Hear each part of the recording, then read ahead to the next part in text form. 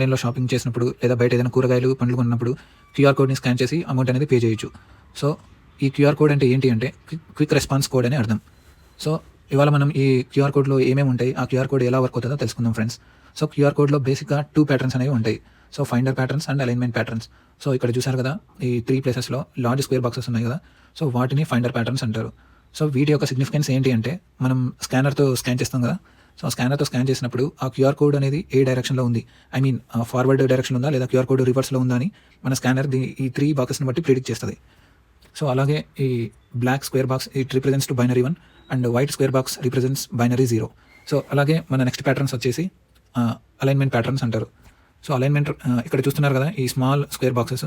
So, these are called alignment patterns. మన QR code యొక్క main information అనేది ఇందులో దాగి ఉంటది. సో, ఆ ఇన్ఫర్మేషన్ ఏదైనా అవ్వచ్చు. మేబీ మనం పేమెంట్ చేయాల్సిన వ్యక్తి యొక్క కాంటాక్ట్ డీటెయిల్స్ కానీ, లేదా ఏదైనా వెబ్‌సైట్ యొక్క యూఆర్ఎల్ గానీ, లేదా ప్లెయిన్ టెక్స్ట్ గానీ